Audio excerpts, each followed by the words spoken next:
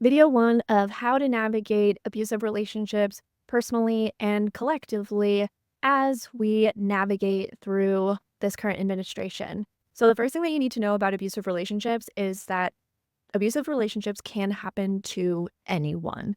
It won't be useful for you to listen to this series from the perspective of this couldn't happen to me, or I would never fall victim to this, or I would notice this. You have to know and you have to understand that anyone, including yourself, can be manipulated and can fall victim to abuse.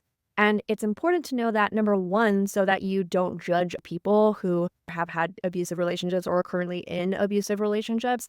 But number two, it's useful because if you're listening to this from the point of view that this couldn't happen to you, then you won't look out for the signs, because if you've told your brain that it is not possible for you, then your brain won't pick up on those cues throughout your life or your relationship. This is not about your intelligence or lack of intelligence. This is not about your awareness or lack of awareness. This is not, oh, I live in this part of the country, so this is less likely to happen, or I grew up with this type of family, so it's less likely to happen to me.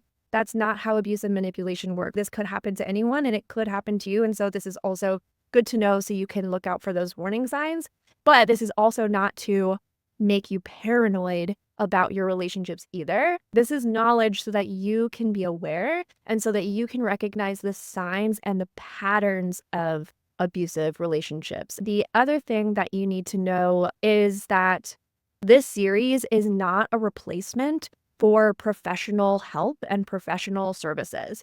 I am going to be putting in the description of these videos the Domestic Violence Center hotline that you can reach out to if yourself or someone that you know is in an abusive situation. When you call this number, you are not obligated to give them any information that you don't want to give.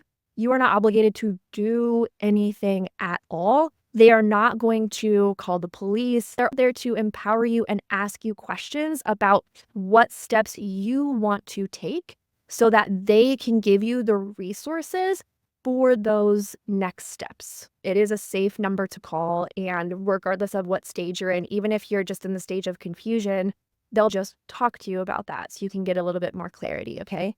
So those are the first and foremost things that you need to know in the beginning of this series. This is something that I used to do on a professional level, but I chose to move from helping people get out of abusive relationships to now I help people get into healthy relationships. I hope that you find this series really useful. I will see you in the next video.